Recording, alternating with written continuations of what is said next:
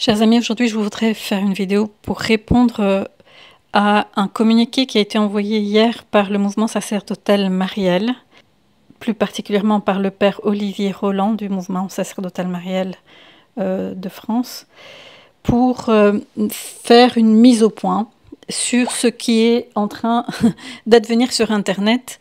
Et donc, évidemment, il vise toutes les vidéos et il essaye d'argumenter contre ce que j'ai fait comme travail. Alors, cette vidéo comprendra deux parties. Il y aura deux vidéos parce que j'ai dû diviser en deux les deux thèmes les plus importants pour argumenter. La première partie pour argumenter dans le côté spirituel et prophétique, et la deuxième partie pour argumenter dans le côté canonique et législatif par rapport à l'Église. Je suis vraiment triste de voir que les personnes que la Sainte Vierge a formées dans son cœur, à qui elle a donné des messages pour pouvoir se rendre compte du moment que nous vivons, n'ont pas, malgré toute la formation qu'ils ont, compris les clés du discernement. Alors, je pense que c'est parce qu'il y a en haut de l'Église quelqu'un qui est manipulateur. C'est-à-dire quelqu'un qui sait se faire passer pour quelqu'un de bon, alors que son cœur n'est pas bon. Quand tout ceci a été mis en place, ça a été très bien réfléchi. Le plan de l'AFM en 33 points pour détruire l'Église de l'intérieur, c'est une des choses que je demande à tout le monde et à tous les prêtres de lire en premier. Pourquoi ? Parce que c'est très bien réfléchi leur plan pour pouvoir infiltrer l'Église, pour pouvoir détruire les vrais papes et puis ensuite mettre leurs faux papes et exiger l'obéissance à tout le monde.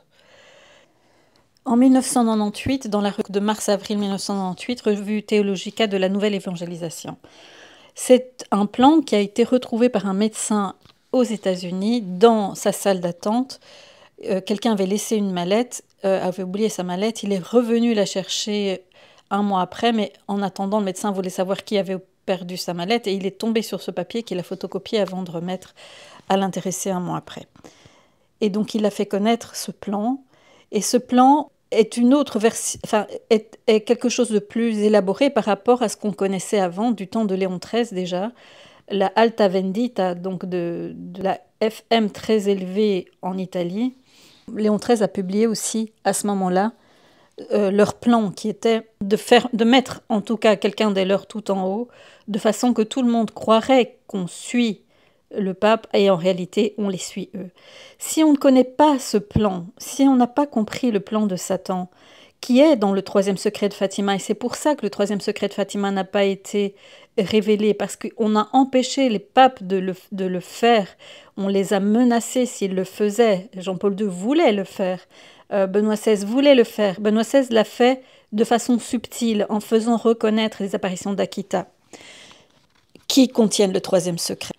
Le troisième secret de Fatima était fondamental, et la Vierge, si elle l'avait demandé qu'on le révèle à un moment particulier, qui était le moment du concile, c'est parce qu'en effet, pendant cette période du concile, les ennemis de l'Église qui se sont infiltrés depuis bien longtemps, comme je l'ai dit dans plusieurs vidéos, bien avant le concile. Donc les ennemis étaient déjà là, étaient déjà à des hauts postes, faisaient déjà leurs dégâts. Mais l'opportunité, entre guillemets, du concile leur a donné d'aller se placer et s'installer dans des places élevées, dans des groupes de travail, pour essayer de faire avancer un plan à eux, pendant que d'autres essayaient de faire avancer un plan de Dieu. Il y avait les deux parties. Il y avait le bon côté, les bonnes personnes, et il y avait les mauvaises personnes. Il faut reconnaître cela dans tous ceux qui parlent uniquement en mal du concile ou qui prennent le concile comme étant l'ennemi. Je crois que vous vous trompez, parce que l'ennemi commun de nous tous, c'est Satan. Y compris l'ennemi des FM, parce qu'ils croient travailler pour quelqu'un qui les aime, mais il travaille pour celui qui les déteste et qui les emmènera dans son enfer. Donc ça, c'est un petit mot pour ceux qui m'écoutent et éventuellement qui font partie de cette secte. Quittez-la, parce que c'est celui qui vous ment depuis le haut, celui qui vous manipule, qui vous dit des mensonges. Celui-là, après, vous regretterez que vous lui avez fait confiance. Mais je voudrais parler tout spécialement du thème de la manipulation, de l'hypnose collective que tous sont en train de vivre maintenant. Le système de la manipulation mis en place, qui est le troisième secret de Fatima, qui est de faire passer la fausse église comme étant les bons, comme étant des grands saints, comme étant ceux qui font les bons changements. Il faut savoir donc, tout comme François se fait passer pour la personne qui met en avant la miséricorde de Dieu, qui aime les pauvres, qui aime les migrants, etc. En réalité, Dieu est miséricordieux, mais Dieu est justice, et cette miséricorde sert à nous amener au repentir pour être sauvés. S'il n'y a pas de repentir, on n'est pas sauvé.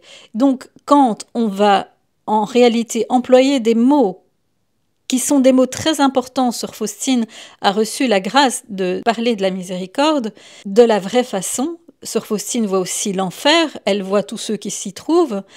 Et quand le Seigneur se révèle sous le vocable du miséricordieux, jamais cette miséricorde n'est mise sans la justice divine, parce que la justice et la miséricorde vont ensemble. Et ce qui se passe ici, c'est qu'on manipule la parole du Seigneur, on singe la parole du Seigneur. Satan est le singe de Dieu. Vous allez remarquer que dans beaucoup de révélations, Jésus parle de l'Église et puis de l'anti-Église, de la fausse Église. Ce terme de fausse Église, il est employé à la fois par Anne-Catherine Emmerich, il est employé par Padre Pio, quand il va parler à Gabriel Amorce du troisième secret, il va dire que Satan va parvenir à construire une fausse église. Il est employé maintenant dans des paroles que je vais vous lire tout à l'heure de la Vierge Maria Dongobi dans le mouvement sacerdotal marial. Donc le terme de fausse église, qui est une idole, qui est construite par Satan pour que les hommes adorent l'idole de la fausse église. Ils adorent non pas Dieu, mais ils adorent la fausse église et toute la structure qu'il y a autour. Quand on obéit à des ordres venant de ses supérieurs, mais qui ne sont pas des ordres dirigés par le Seigneur, alors on obéit à la fausse église. Dans ce plan en 33 points, les maçons savent très bien que les catholiques sont obéissants, et ils vont utiliser cette obéissance des catholiques pour les amener à accepter le faux prophète qu'ils auront placé tout en haut. Dans ce cas-là, la désobéissance à cet homme et à tous ces petits soldats qui sont en dessous, tous les généraux qui les suivent, ça a été le cas au moment de la pandémie. Tous les ordres ont été donnés depuis en haut pour fermer les églises. Tous les ordres ont été donnés en haut pour distribuer et parler et faire la publicité du produit pharmaceutique en question. Et donc, dans les églises, on a vu tout le monde écouter la voix du mensonge. Ça et là, on entend des gens très bien intentionnés mais mal éclairés dire que d'après tel ou tel, le pape François n'est pas le vrai pape, le pape légitime, que la renonciation du pape Benoît n'était pas valide ou pas entière, que par conséquent le pape François sera un imposteur, que toutes ces décisions sont invalides. On voit, semble-t-il, fleurir des vidéos sur Internet et malheureusement un saint évêque de l'Église de Dieu qui pour cette raison vient d'être excommunié amplifie ce discours. On va jusqu'à citer des messages du ciel qui auraient été donnés en ce sens. Vous savez bien que le discernement de la validité de messages censés venir du ciel est soumis à un examen critique qui passe par la vérification qu'ils ne contiennent pas d'erreurs théologiques. L'ensemble de la foi catholique constitue ce qu'on appelle le dépôt de la foi et doit être tenu par tout catholique comme obligatoire pour rester dans la vraie foi. Celui qui s'en écarte devient par là même hérétique. Partant du fait que le ciel ne peut pas contredire le ciel, il revient à l'Église de juger si tel ou tel message prétendument venant du ciel est conforme à la foi catholique. Alors, il y a de nombreux exemples dans l'Ancien Testament de prophètes qui ont dû dénoncer la corruption des bergers d'Israël, des rois et des prêtres. Par exemple, quand le Seigneur dit à Ézéchiel « prophétise contre les bergers d'Israël », en Ézéchiel 24:2, ce commandement ne lui vient évidemment pas des autorités ou de sa propre analyse humaine, mais directement de Dieu. Et nous voyons particulièrement de tels exemples dans la vie de Jésus lui-même, quand l'Évangile dit que les grands prêtres et les scribes avec les anciens se rapprochèrent de lui et lui dirent « Dis-nous par quelle autorité tu fais ces choses ou qui t'a donné cette autorité ?» Il leur répond « Moi aussi je vais vous interroger, dites-moi maintenant, le baptême de Jean est-il venu du ciel ou des hommes ?» Il ne voulait pas admettre que son autorité, comme celle de Jean, venait directement du ciel. Donc la mission de proclamer des messages vient directement de Dieu. Dans la prophétie, c'est Dieu lui-même qui choisit son messager et lui donne la mission de la partager. L'autorité vient directement de Dieu. Et le cardinal Ratzinger, parlant de la prophétie, futur pape Benoît XVI, a déclaré que la prophétie est éminemment le lieu que Dieu se réserve pour intervenir personnellement et à nouveau, à chaque fois en prenant l'initiative grâce au charisme, il se réserve le droit d'intervenir directement dans l'Église pour la réveiller, l'avertir, la promouvoir et la sanctifier. Et le cardinal affirme catégoriquement que Dieu se réserve le droit d'intervenir directement plutôt que par l'intermédiaire de la hiérarchie dans notre monde et dans son Église en particulier en temps de crise. D'autre part, sa sainteté, le pape Paul VI, a modifié les règles concernant les révélations privées.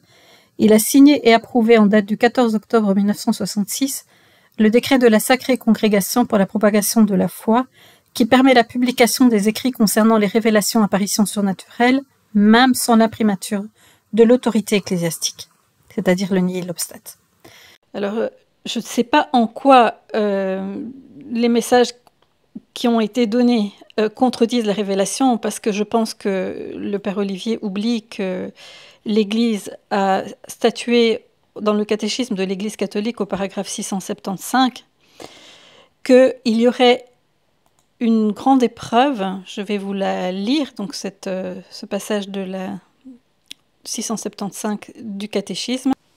Donc avant l'avènement du Christ, l'Église doit passer par une épreuve finale qui ébranlera la foi de nombreux croyants. La persécution qui accompagne son pèlerinage sur terre dévoilera le mystère d'iniquité sous la forme d'une imposture religieuse apportant aux hommes une solution apparente à leurs problèmes au prix de l'apostasie de la vérité. Voilà, donc il y aura une imposture religieuse à la fin des temps et ce sera une épreuve pour l'Église. D'autre part, on sait que dans Matthieu 24, Jésus parle de l'arrivée de faux prophètes à la fin des temps. Donc ceux qui ne veulent pas reconnaître et écouter le Seigneur quand il parle. Alors prenez garde de résister à celui qui parle, dit Dieu à travers saint Paul dans le chapitre 12 aux Hébreux de la lettre au verset 25 et 26. Prenez garde de résister à celui qui parle, car si ceux-là n'ont pas échappé au châtiment, qui ont refusé d'écouter celui qui publiait ses oracles sur la terre, combien moins échapperons-nous si nous les repoussons quand il nous parle du haut des cieux, lui dont la voix ébranlera la terre, mais qui maintenant a fait cette promesse, une fois encore, j'ébranlerai non seulement la terre, mais aussi le ciel. Donc prenons garde de fermer nos oreilles quand Dieu parle. Alors concernant le fait, pour chaque prêtre, chaque fois les arguments qu'il donne, c'est par rapport aux révélations. Et je vais vous lire ce texte qui a été donné dans une révélation, où le Seigneur parle au sujet de ceux qui regretteront de n'avoir pas écouté les avertissements. Il a été dit que durant un temps, 2 temps et la moitié d'un temps, mon peuple subirait leur persécution et la domination de la bête.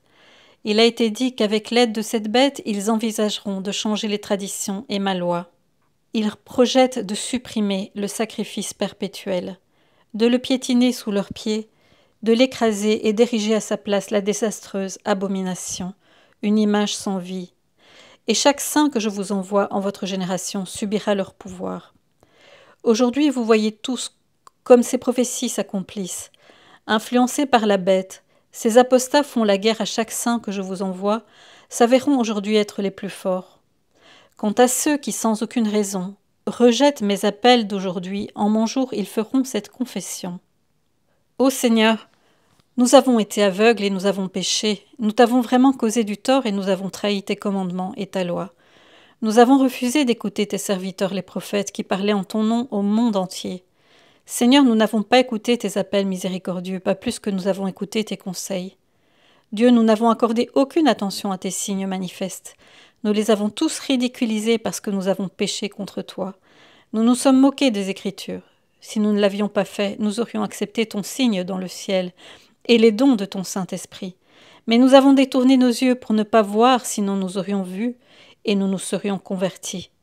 Et la malédiction et les imprécations écrites dans les Écritures vont maintenant venir se déverser sur nous, parce que nous avons vraiment péché contre toi.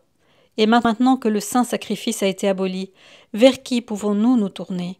De quoi pouvons-nous nourrir nos âmes? Comment pouvons-nous étancher notre soif? Et comment pouvons-nous maintenant obtenir la vie? Toute la désolation de l'abomination que tu avais prédite mais gardée secrète s'est maintenant réalisée. Notre détresse est sans égale depuis que nous sommes venus à l'existence. Alors je vous dirai, lorsque la mort pénétrait par vos fenêtres, Mes appels de détresse et mes avertissements n'ont jamais été entendus. Ils ont été ridiculisés ou ignorés.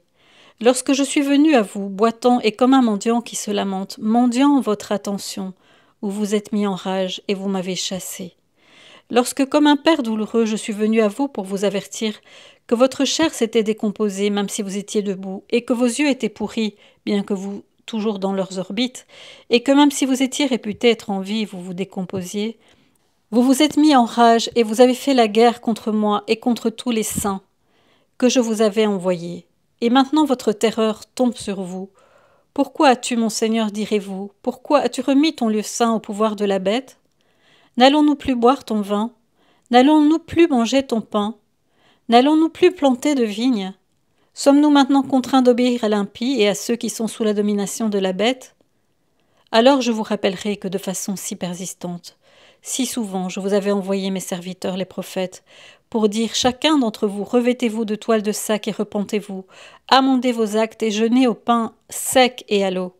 Mais vous ne m'avez pas écouté et vous ne vous êtes pas repentis, ni ne vous êtes humiliés car vous aviez substitué l'obscurité à la lumière et la lumière à l'obscurité. Donc dans le chapitre 13 de l'Apocalypse de Saint Jean, au verset 11, il est dit « Puis je vis monter de la terre une autre bête qui avait 2 cornes, semblable à celle d'un agneau et qui portait comme un dragon. Elle exerçait toute la puissance de la première bête en sa présence, et elle amenait la terre et ses semblables et ses habitants à adorer la première bête dont la plaie mortelle avait été guérie.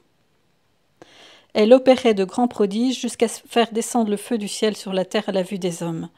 Elle séduisait les habitants de la terre par des prodiges qui lui étaient donnés d'opérer en présence de la bête, persuadant les habitants de la terre de dresser une image à la bête qui porte la blessure de l'épée et qui a repris vie.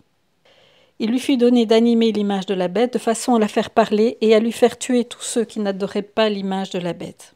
Elle fit que tous, petits et grands, pauvres, libres et esclaves, ont mis une marque sur la main droite ou sur le front, et que nul ne put acheter ou vendre s'il n'avait pas la marque du nom de la bête ou le nombre de son nom.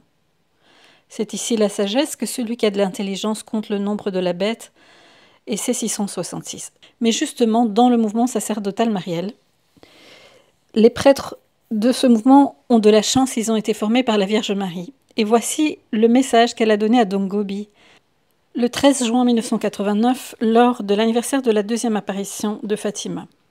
Et la Vierge explique ce que c'est cette bête semblable à un agneau. Fils de prédilection, vous commémorez aujourd'hui ma seconde apparition survenue dans la pauvre Cova d'Aïri à Fatima le 13 juin 1917. Je vous ai déjà prédit ce que vous vivez en ces temps. Je vous ai annoncé la grande lutte entre moi, la femme revêtue de soleil, et l'énorme dragon rouge qui a porté l'humanité à vivre sans Dieu. Je vous ai aussi prédit le travail sournois et ténébreux accompli par la franc-maçonnerie pour vous éloigner de l'observance de la loi de Dieu et vous rendre aussi victime des péchés et des vices. En tant que maman, j'ai surtout voulu vous avertir du grand danger qui menace aujourd'hui l'Église à cause des nombreuses attaques diaboliques qui cherchent à la détruire. Pour atteindre ce but, vient de la terre au secours de la bête noire, montée de la mer, une bête qui a 2 cornes semblables à celle d'un agneau. L'agneau a toujours été dans la divine écriture le symbole du sacrifice, et dans la nuit de l'Exode, l'agneau est sacrifié et les montants des portes des maisons des Hébreux sont aspergés de sang, afin de les soustraire au châtiment qui frappe tous les Égyptiens.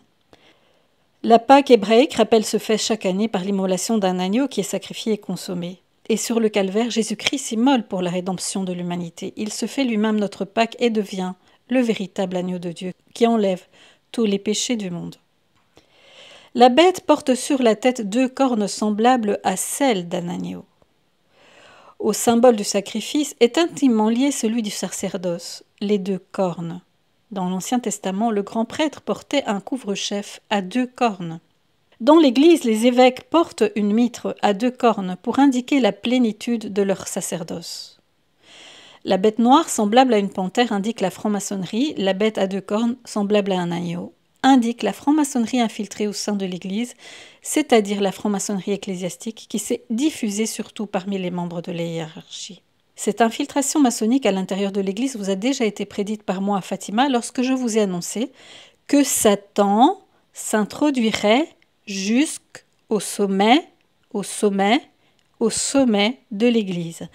Si la tâche de la franc-maçonnerie est de conduire les âmes à la perdition en les conduisant au culte de fausses divinités, le but de la franc-maçonnerie ecclésiastique est par contre de détruire le Christ et son Église en construisant une nouvelle idole, c'est-à-dire un faux Christ et une fausse Église. Vous remarquez ici, faux Christ, fausse Église, ce sont des termes que le Seigneur emploie dans plusieurs prophéties. Ici, c'est à Don Gobi, mais par exemple, Padre Pio a dit à Gabriele Amorth, l'exorciste du Vatican, Satan viendra, s'introduira dans l'Église jusqu'au sommet et conduira une fausse Église. Anne-Catherine Emmerich voit deux papes, un vrai, qui est retiré, qui voit peu de monde, qui vit des temps d'angoisse, pendant lesquels le Seigneur et sa mère lui apparaissent.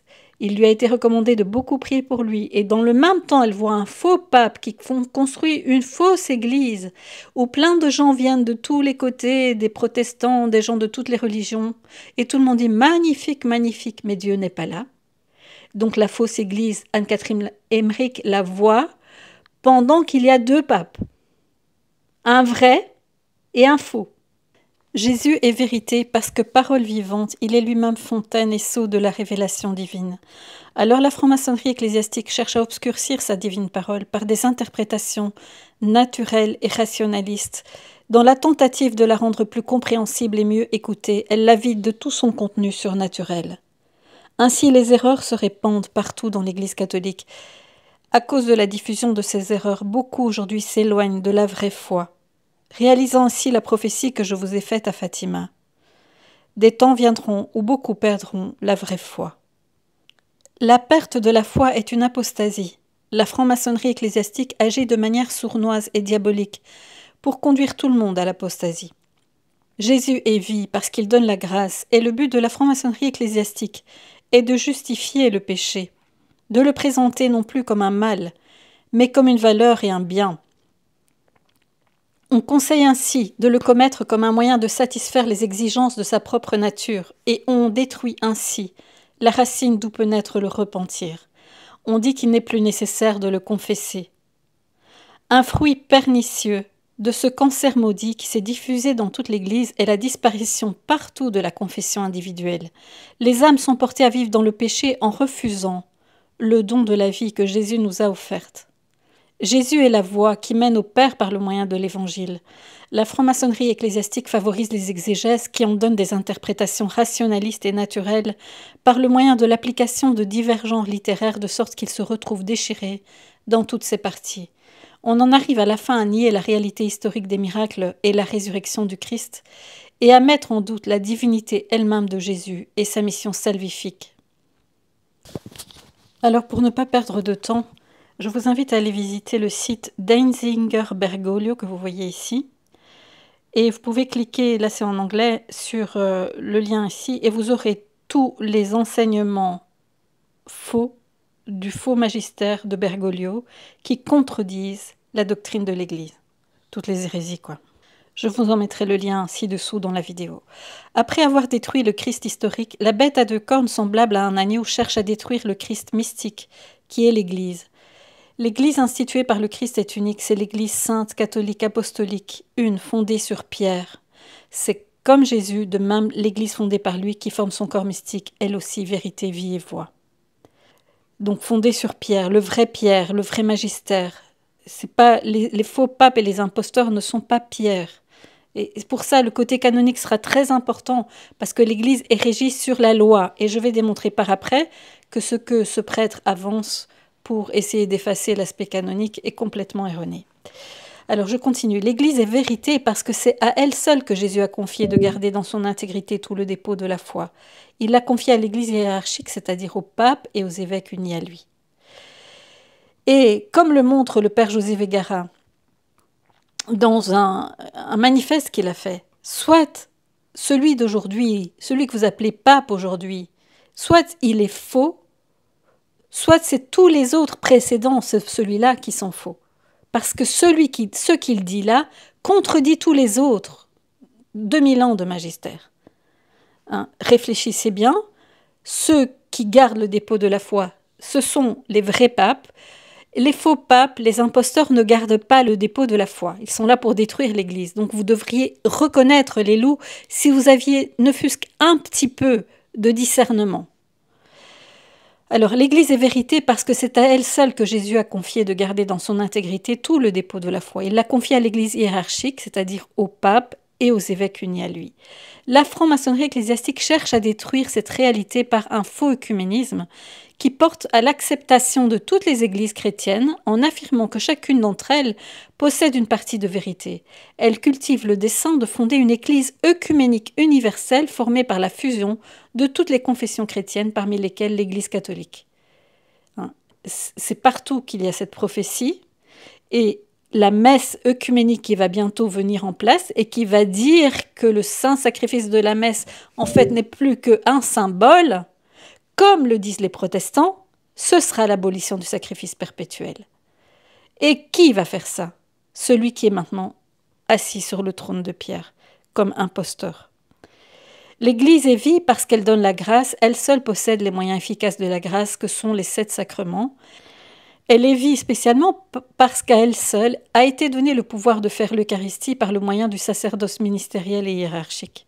Dans l'Eucharistie, Jésus-Christ est réellement présent avec son corps glorieux et sa divinité. Et vous allez voir que le faux magistère du faux pape va dire que Jésus n'est plus présent dans l'Eucharistie. C'est parce qu'il est un faux pape. Pourquoi vous ne voulez pas l'admettre ? Vous allez devoir tomber de haut, je pense, bientôt. Alors la franc-maçonnerie ecclésiastique cherche de tant de manières sournoises à attaquer la piété ecclésiale envers le sacrement de l'Eucharistie. Elle en valorise seulement l'aspect de la scène, elle cherche à minimiser l'aspect de sacrifice, à nier la présence réelle et personnelle de Jésus dans les hosties consacrées. On sait que Bergoglio a mis en place de façon visible la statue de Luther en endroit visible au Vatican, qu'il a donc enlevé le fait qu'on a toujours pris Luther comme un hérétique. D'ailleurs, le Seigneur a donné des révélations à une religieuse pour dire que Luther était en enfer.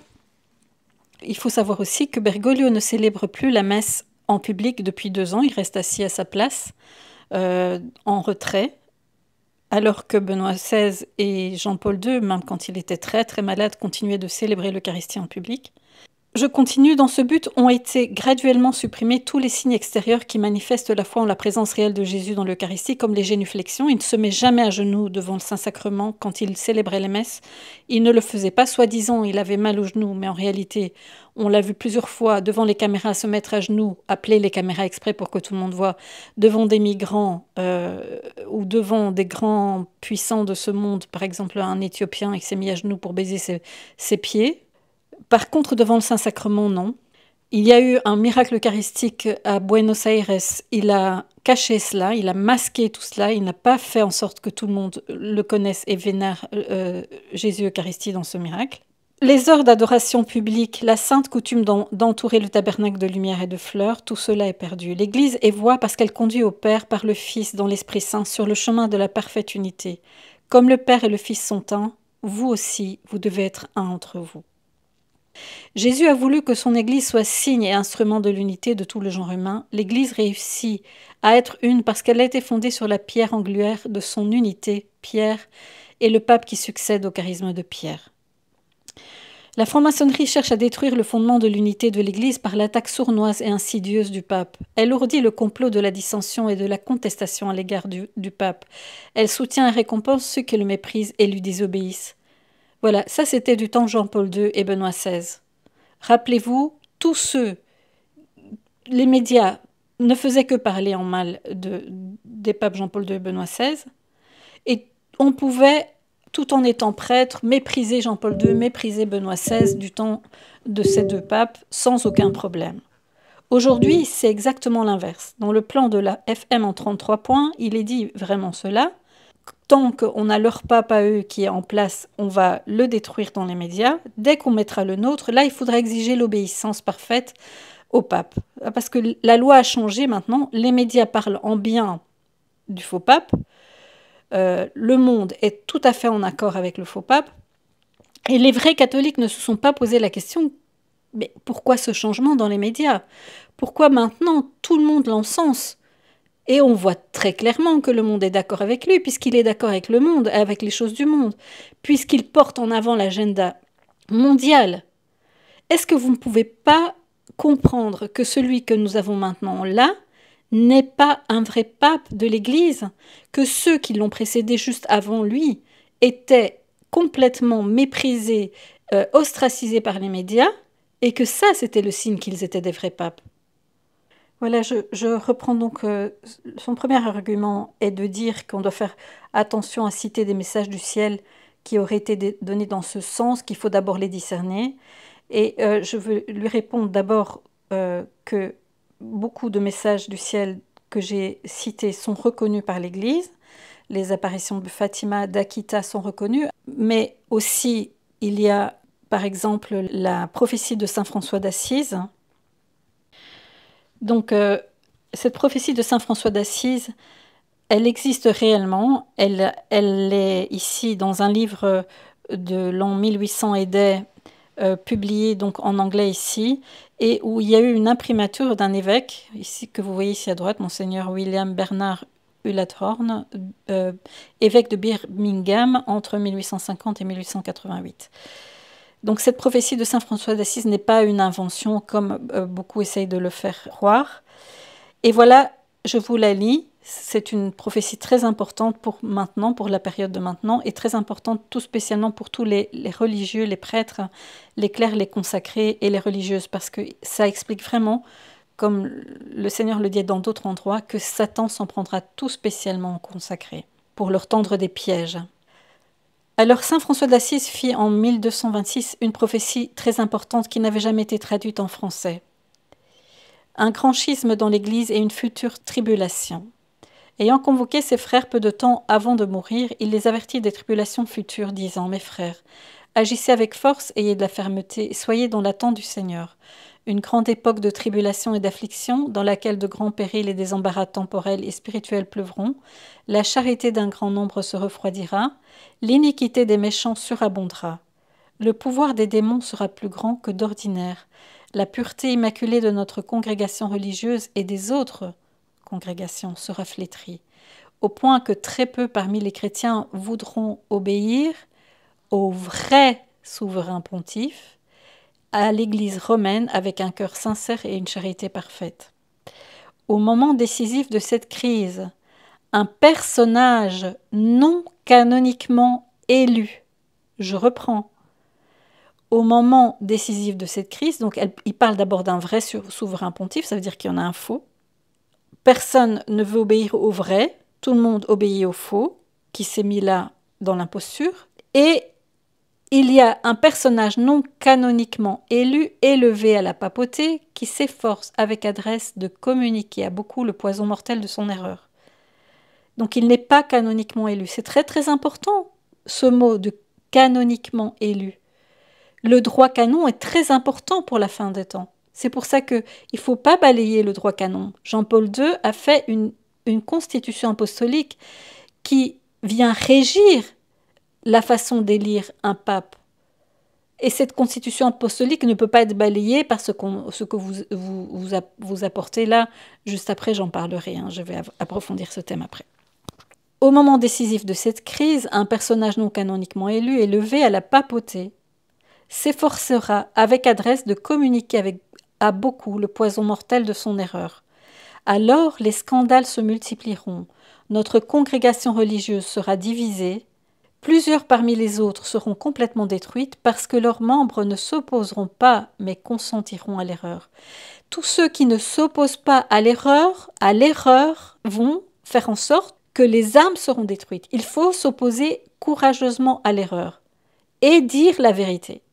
Il y aura tant et tant d'opinions et de divisions dans le peuple, et chez les religieux et chez les clercs, que si ces jours mauvais n'étaient abrégés, comme l'annonce l'Évangile, même les élus tomberaient dans l'erreur si cela se pouvait. Alors notre règle et notre manière de vivre seront attaquées très violemment par certains. D'effroyables tentations surviendront. Ceux qui auront été très éprouvés en bien recevront la couronne de vie. Malheur éternel à ceux qui s'attiédiront en mettant leur seule espérance dans leur vie de religion, dans leur habit de moine. dans le fait qu'ils portent l'habit, qu'ils sont dans la vie de religion et qu'ils sont subordonnés à leur supérieur qui est lui-même subordonné à quelqu'un qui en fait c'est un imposteur. Malheur à ceux qui s'attiédiront en mettant leur espérance dans leur vie de religion et qui ne résisteront pas fermement aux tentations permises pour l'épreuve des élus. Ceux qui, dans la ferveur de l'esprit, s'attacheront à la piété avec charité et zèle de la vérité. La vérité est très importante. S'opposer à l'erreur, c'est très important. Et saint Thomas d'Aquin dit que quand la foi est en danger, même un laïc peut reprendre publiquement un prélat. Quand la foi est en danger, on peut parler, nous les laïcs. Ceux qui, dans la ferveur de l'esprit, s'attacheront à la piété avec charité et zèle de la vérité, recevront des persécutions et des injures, comme étant des désobéissants et schismatiques. Je reviendrai sur le thème de l'obéissance. L'obéissance, j'en ferai une vidéo à part entière, parce que c'est la fausse obéissance qui fait qu'aujourd'hui, la fausse subordination à la bête qui lui donne du pouvoir.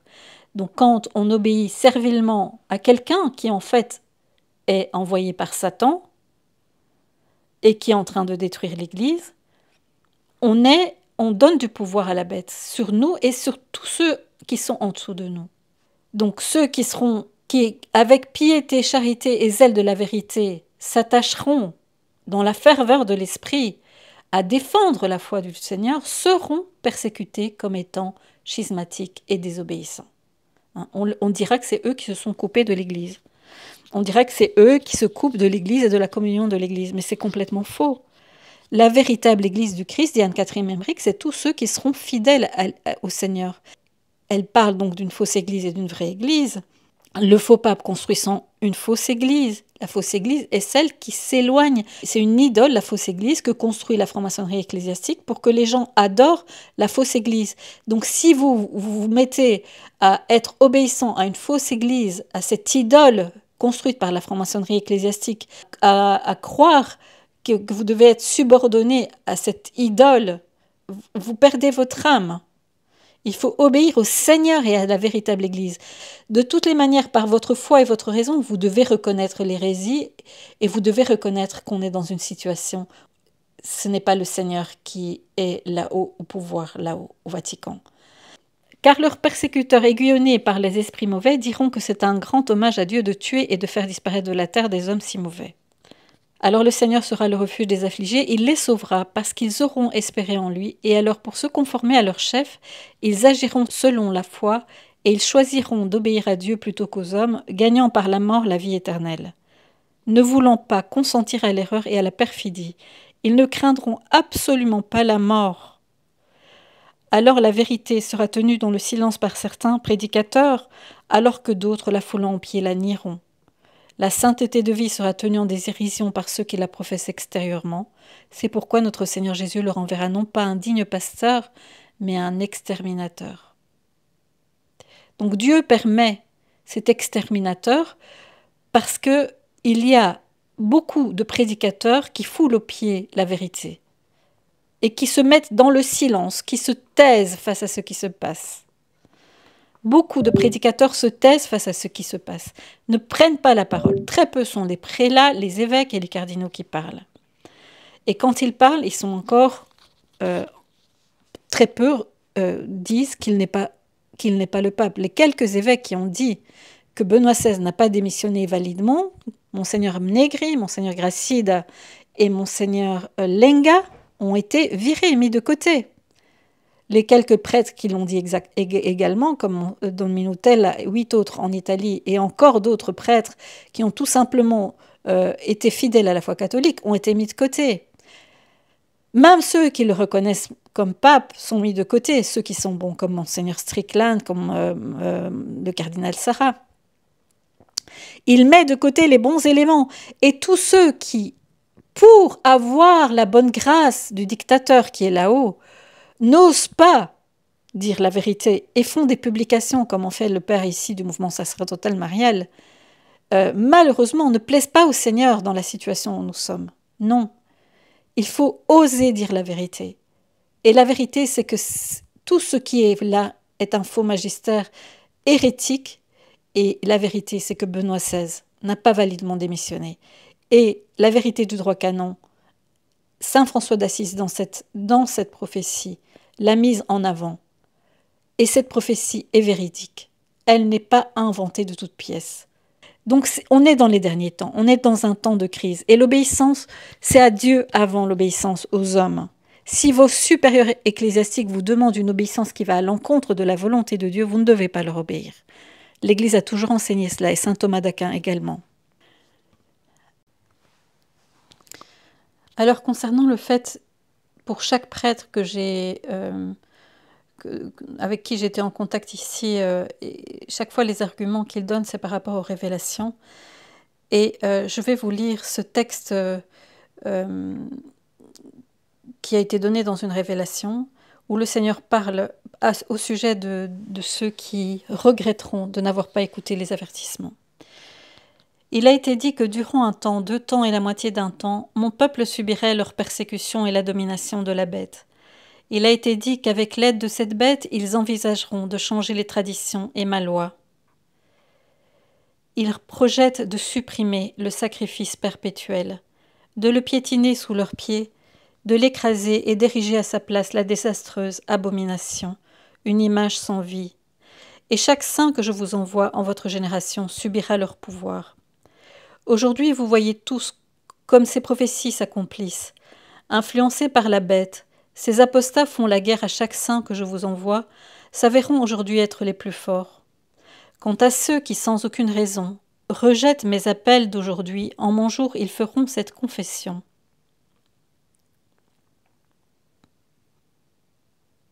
Ô Seigneur, nous avons été aveugles et nous avons péché, nous t'avons vraiment causé du tort et nous avons trahi tes commandements et ta loi.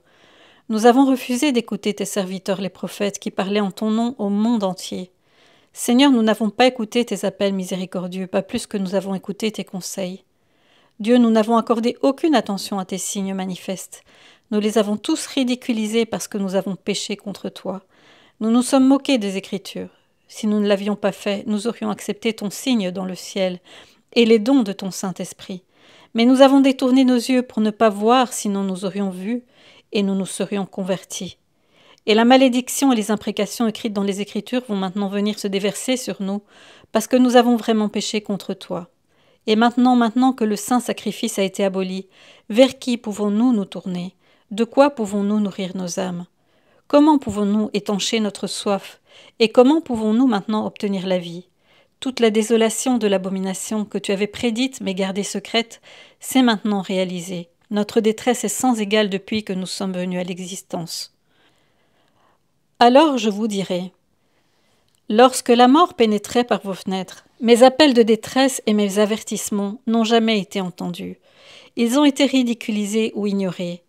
Lorsque je suis venu à vous, boitant et comme un mendiant qui se lamente, mendiant votre attention, où vous êtes mis en rage et vous m'avez chassé. Lorsque, comme un père douloureux, je suis venu à vous pour vous avertir que votre chair s'était décomposée même si vous étiez debout, et que vos yeux étaient pourris, bien que vous toujours dans leurs orbites, et que même si vous étiez réputé être en vie, vous vous décomposiez, vous vous êtes mis en rage.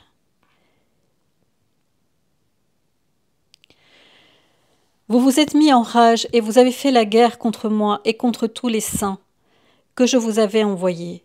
Et maintenant votre terreur tombe sur vous. Pourquoi as-tu, mon Seigneur, direz-vous, pourquoi as-tu remis ton lieu saint au pouvoir de la bête? N'allons-nous plus boire ton vin? N'allons-nous plus manger ton pain? N'allons-nous plus planter de vignes? Sommes-nous maintenant contraints d'obéir à l'impie et à ceux qui sont sous la domination de la bête? Alors je vous rappellerai que de façon si persistante, si souvent je vous avais envoyé mes serviteurs les prophètes, pour dire chacun d'entre vous, revêtez-vous de toile de sac et repentez-vous, amendez vos actes et jeûnez au pain sec et à l'eau. Mais vous ne m'avez pas écouté et vous ne vous êtes pas repentis, ni ne vous êtes humiliés, car vous aviez substitué l'obscurité à la lumière, et la lumière à l'obscurité. Le lendemain, le 17 juin 89, la Vierge parle du numéro de la bête, 666. Fils de prédilection, vous comprenez maintenant le dessein de votre maman du ciel, la femme revêtue de soleil, donc elle parle de l'Apocalypse, qui combat avec sa cohorte dans la grande lutte contre toutes les forces du mal pour obtenir sa victoire dans la parfaite glorification de la très sainte Trinité. Combattez avec moi, petits enfants, contre le dragon qui cherche à dresser toute l'humanité contre Dieu. Combattez avec moi, petits enfants, contre la bête noire, la franc-maçonnerie qui veut conduire les âmes à la perdition. Combattez avec moi, petits enfants, contre la bête semblable à un agneau, la franc-maçonnerie qui s'est infiltrée à l'intérieur de la vie ecclésiale pour détruire le Christ et l'Église. Pour atteindre ce but, elle veut construire une nouvelle idole, c'est-à-dire un faux Christ, une fausse Église.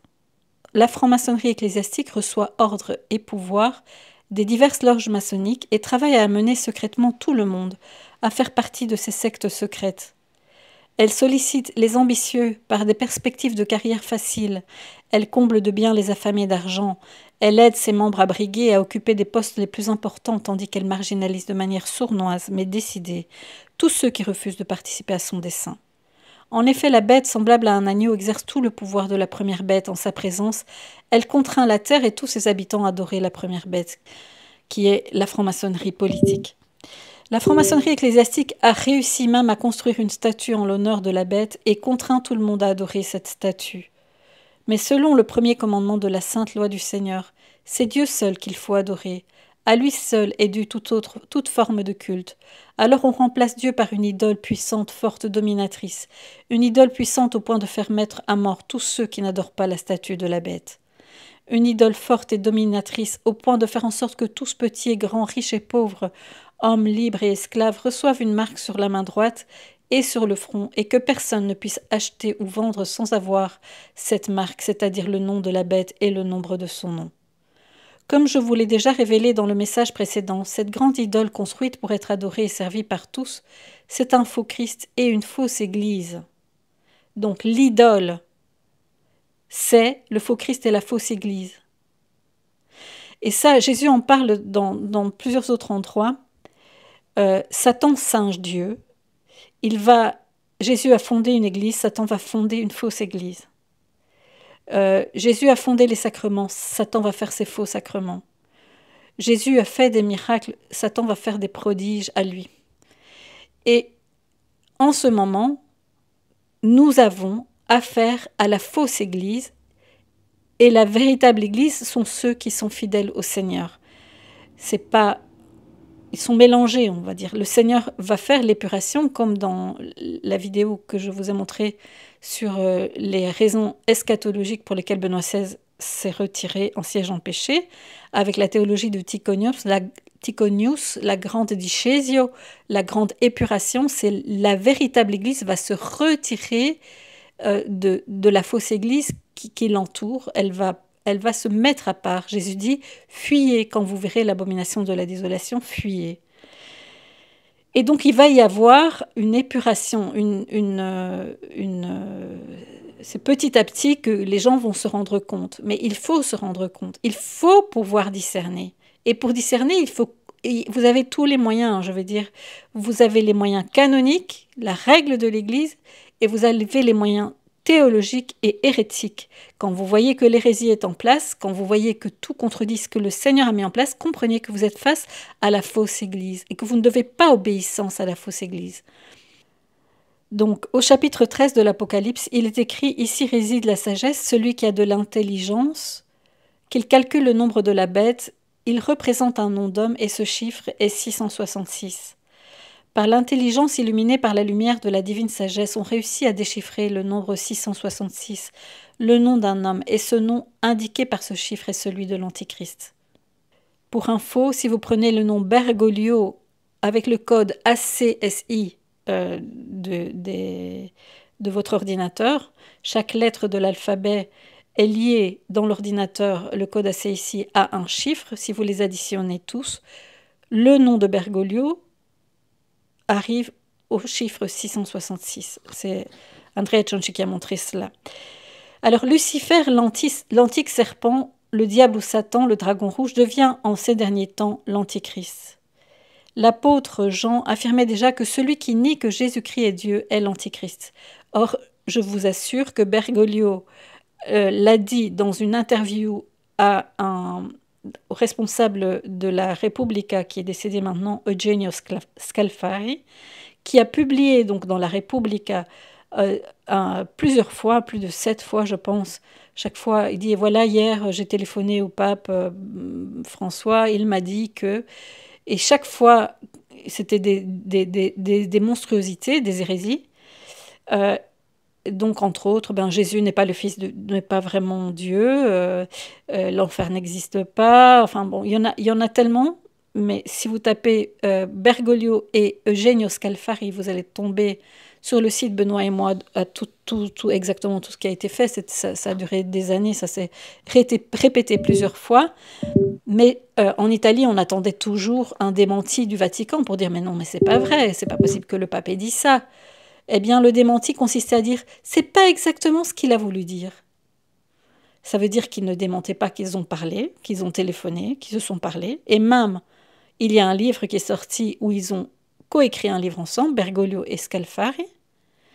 Et Scalfari a publié plusieurs fois cela, mais lui, il laisse dire en disant c'est pas exactement ce que je voulais dire, mais il ne va pas dire ah mais non, moi je crois vraiment que Jésus est le Fils de Dieu, ah mais non, je crois vraiment que l'enfer existe. Non, non, c'est pas comme ça. Le démenti, c'est nous prendre pour des idiots en disant que c'est pas exactement ce qu'il a voulu dire. Donc c'est la manipulation et c'est la fourberie. Il laisse entendre à d'autres les hérésies, les immenses hérésies auxquelles il croit, parce que Bergoglio ne croit pas du tout en la présence réelle de Jésus dans l'Eucharistie. Il est complètement là pour toute autre chose. Il porte les habits du pontife, mais il n'est pas le pontife, il est l'imposteur. Benoît XVI est resté le dernier vrai pape. Tout cela a été prophétisé dans de nombreux endroits, souvent de façon codée pour certains voyants. Par exemple, dans La vraie vie en Dieu, Vassoula ne reconnaît pas elle-même les messages qu'elle a reçus, où le Seigneur dit « Restez fidèles à mon pape, mais ne suivez pas le solide mouvement d'un autre ». Beaucoup le prendront pour le grand prêtre par excellence à cause de ses vêtements d'imposteur. Il a des vêtements d'imposteur, les vêtements du grand prêtre, c'est-à-dire du pontife, mais il ne l'est pas. À un autre endroit, le Seigneur lui dit « Est-ce que l'habit fait le moine ?» Non, l'habit ne fait pas le moine. C'est pas parce qu'on porte l'habit du pape qu'on est le pape. C'est pas parce que tous les médias ont fait une annonce en disant « Benoît XVI n'est plus le pape et maintenant c'est Bergoglio qui est le pape » il est vraiment le pape. Le conclave est invalide parce que Benoît XVI n'a pas vraiment démissionné. Alors je vais vous lire maintenant donc un texte sur l'obéissance qui a été vraiment inspiré par le texte qu'ont publié, en gros c'est le texte qu'a publié le père John-Marie Foster au Nouveau TPIAC.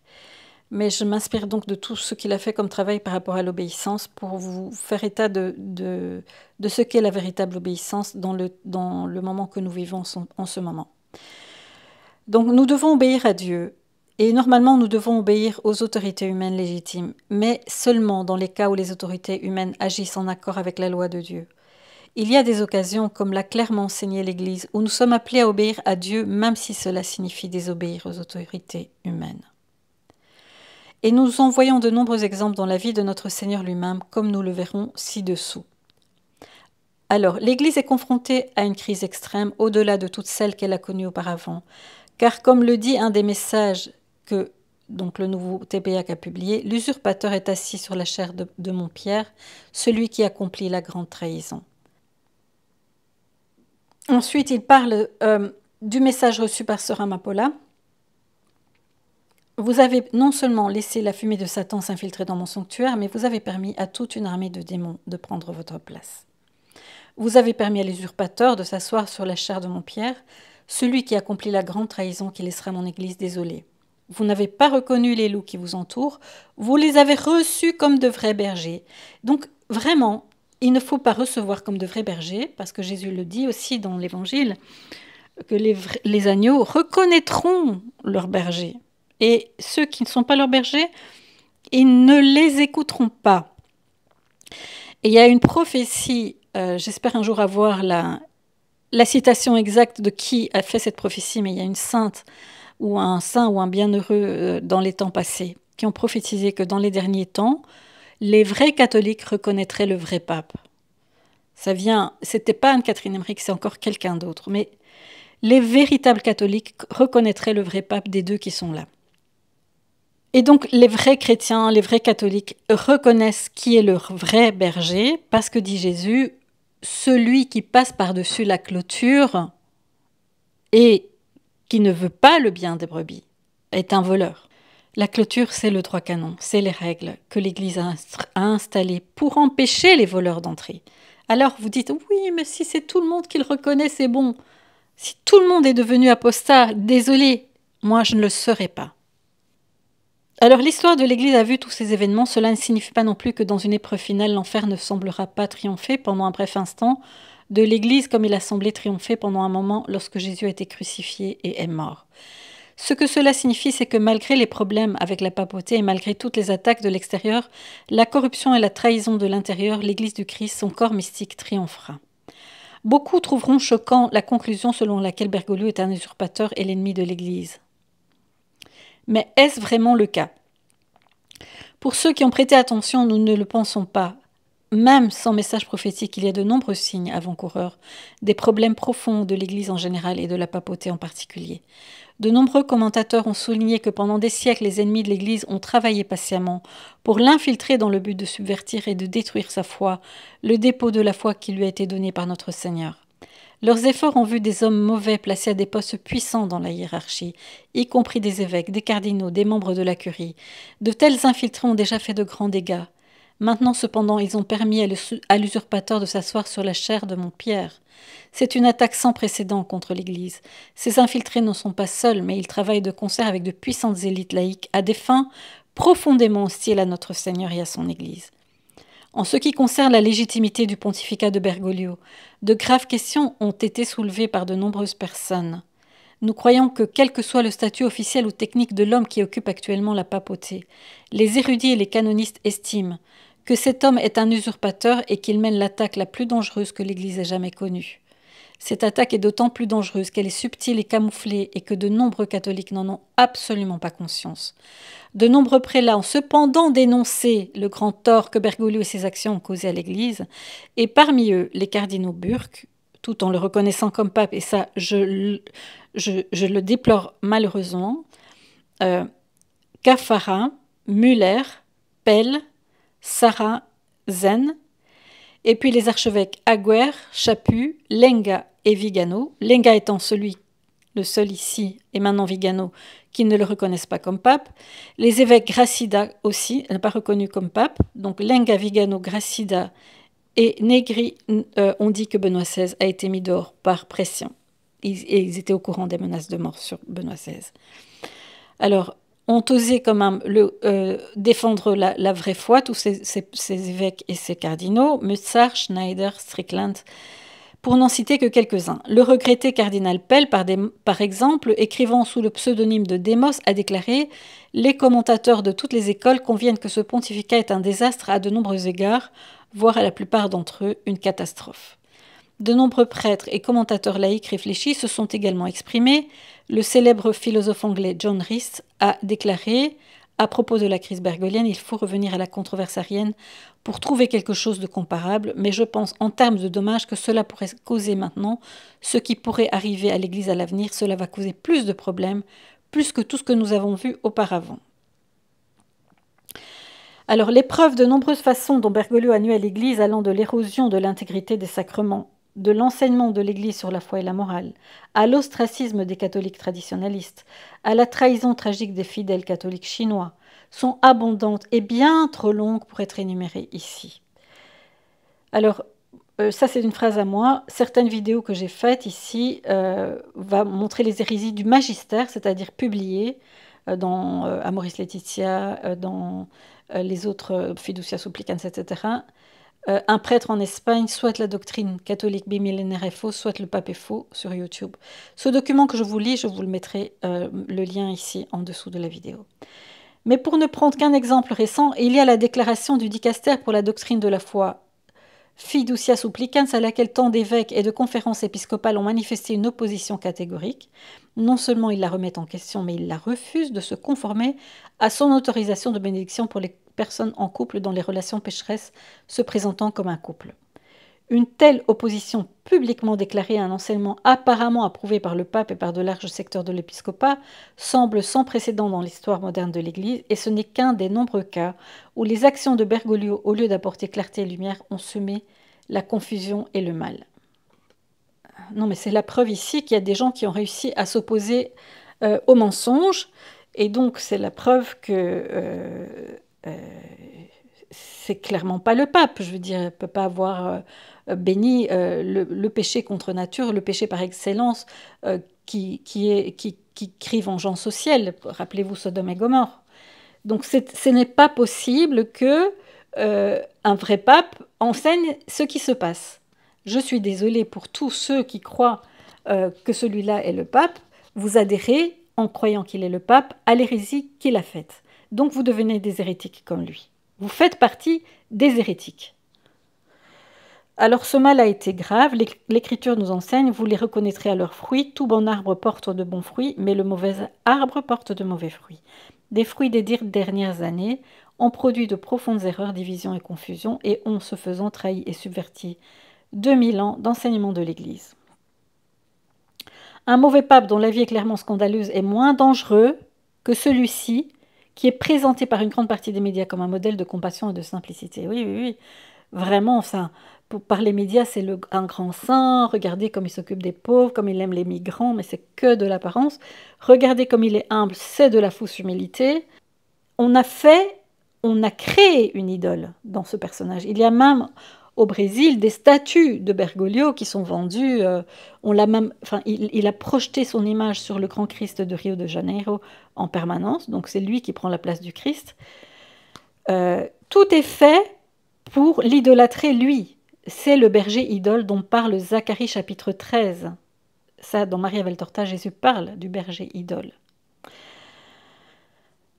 Pour réitérer les preuves humaines des dommages causés par Bergoglio, mais fondamentalement, ce ne sont pas les preuves humaines qui nous persuadent, c'est le témoignage prophétique du Seigneur.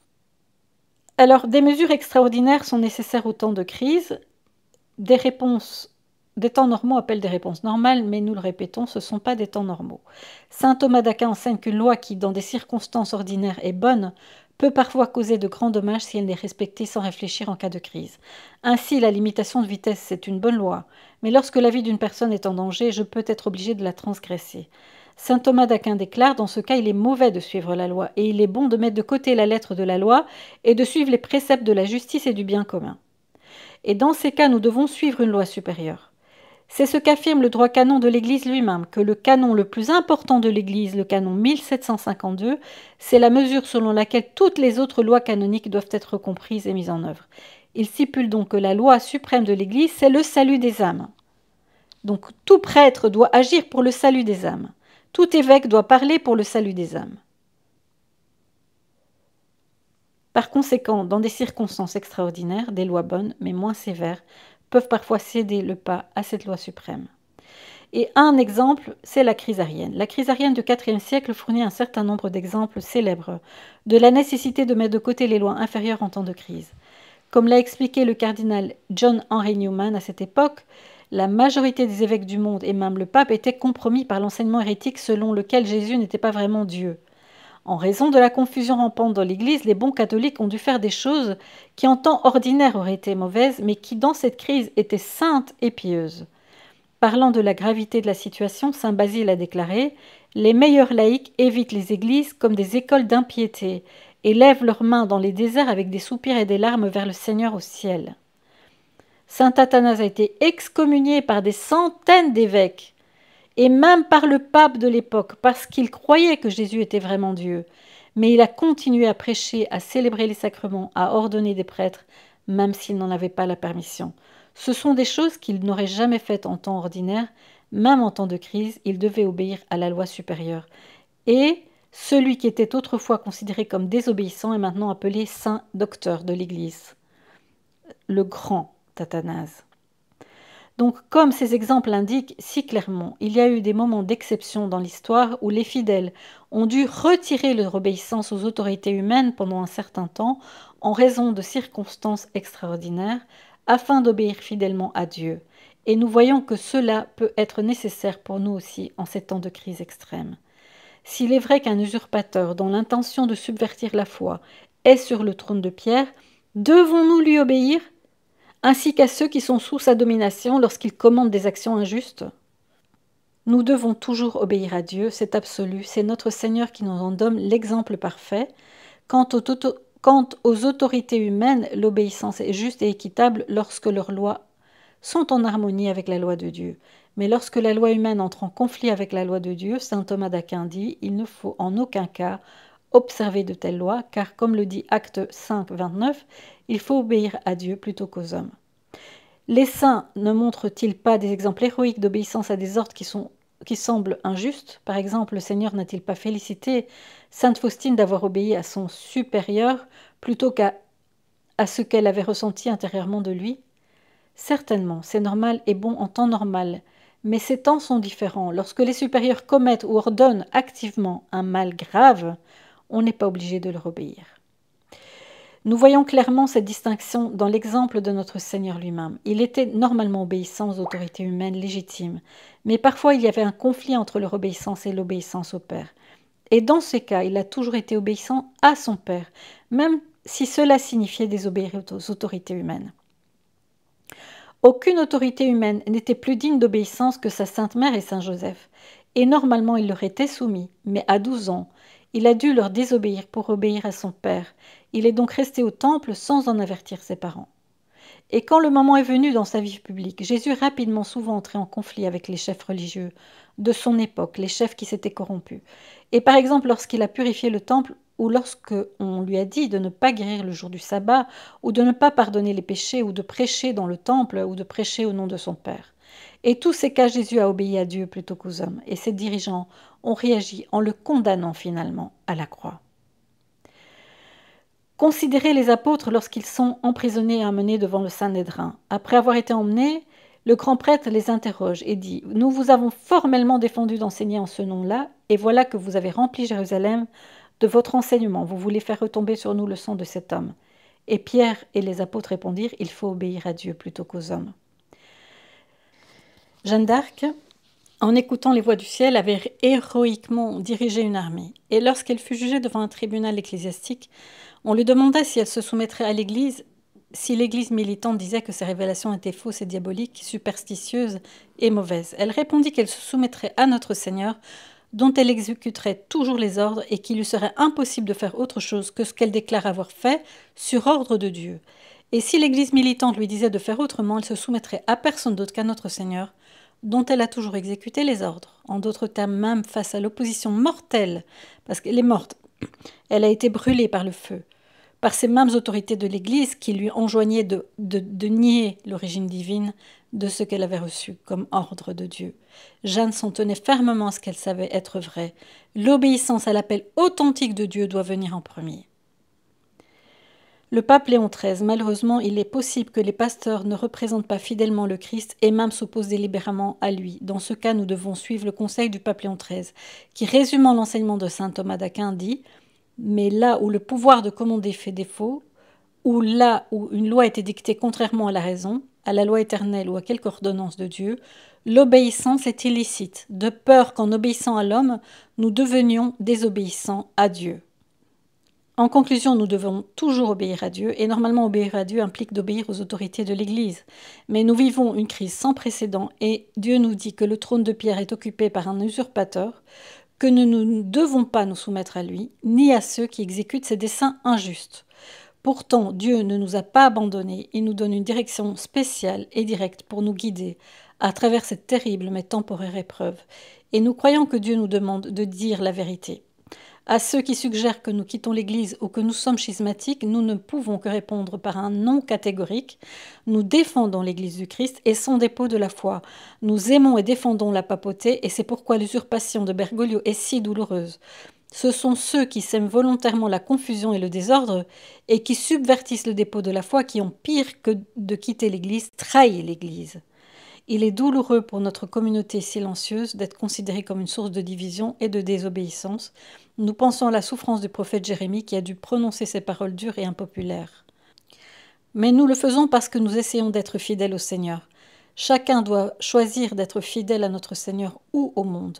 Nous croyons que dans les temps à venir, ce choix deviendra extrêmement difficile et nous demandons vos prières. Et si nous avons tort pour nous ramener dans la vérité, si nous avons raison pour avoir la force d'être fidèles, nous prions pour vous tous et nous vous confions au cœur immaculé de la Sainte Mère de Dieu, notre Mère, en suppliant que ces temps douloureux de division dans l'Église soient bientôt guéris. Donc c'est des messages, c'est un exposé fait par le père John Marie Foster de la mission de la Divine Mercy qui reçoivent les messages au nouveau TPAC. Et je vais vous lire le message que sœur Amapola avait reçu en 2018, qui n'avait pas été publié encore, concernant l'obéissance. Ma Florecita écrit « Je veux vous parler de l'obéissance si peu comprise en ces temps. L'obéissance est l'un des piliers de l'œuvre du salut. C'est la restitution qui est offerte au Père pour consoler et pour réparer la terrible désobéissance de Lucifer et d'Adam et Ève. L'obéissance est une offrande d'amour qui est inséparablement unie à la foi et à l'humilité qui sont les fondements d'une véritable union avec votre Père dans l'amour.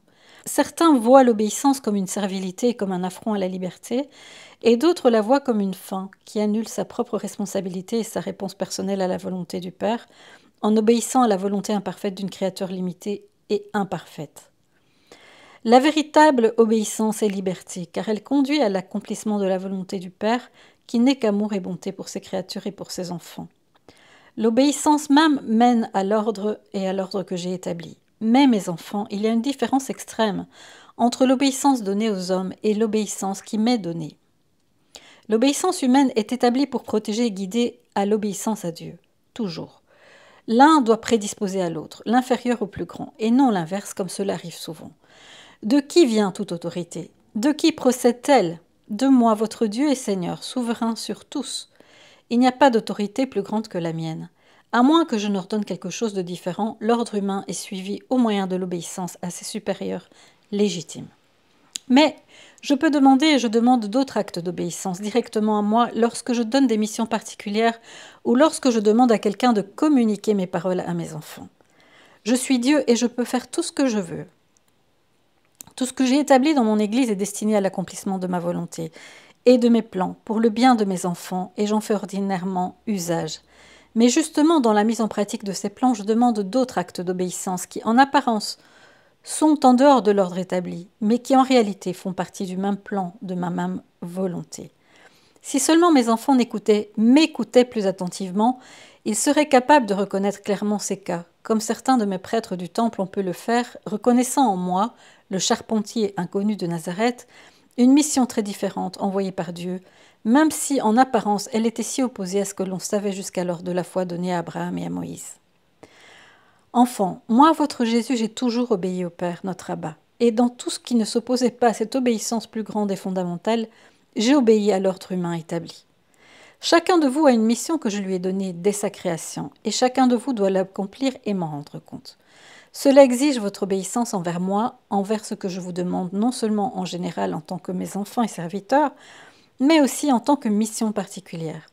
L'obéissance à votre mission particulière est essentielle dans mes plans, et cette obéissance exige que vous me connaissiez et que vous me reconnaissiez et que vous écoutiez ma voix.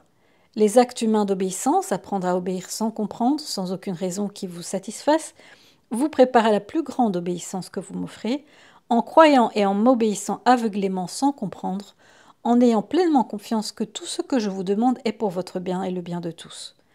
Mes petits, vous devez être capables de faire la distinction entre l'esprit d'obéissance que je vous demande, qui est humilité et foi, de l'obéissance humaine qui est selon la lettre de la loi, qui ne voit pas au-delà du cas particulier et ne voit pas ni ne distingue entre l'obéissance qui m'est due et l'obéissance humaine. Ma petite, continuons. Quelques mots peuvent être dits de la véritable obéissance, mais il suffit de regarder et de réfléchir à la façon dont je l'ai vécue. L'exemple vivant que je t'ai donné comme enseignement. Réfléchis à la façon dont j'ai agi quand j'avais 12 ans en restant dans le temple. J'ai obéi à la voix du Père qui m'a appelé à témoigner devant les docteurs de la loi, désobéissant à mes parents sur terre, et réfléchi à qui ils étaient, à leur sainteté. Et malgré cela, dans ce cas, il y a eu une plus grande obéissance. J'ai obéi pendant les longues années de la vie privée cachée comme tout autre fidèle, accomplissant les exigences de la loi, accomplissant mes devoirs de citoyen. Mais ensuite est arrivé le moment de commencer la mission de la rédemption qui m'a été confiée par ordre divin. Et alors j'ai obéi seulement à la voix du Père. Car la première obéissance était passée, et maintenant j'instituais l'obéissance parfaite, basée sur la foi et dans l'amour, et non dans le simple accomplissement des préceptes. Je veux l'obéissance, la vraie, la sainte obéissance, qui est l'humilité du cœur et qui est attentif à ma voix, à ma volonté, et qui me permet d'agir en toi et à travers toi.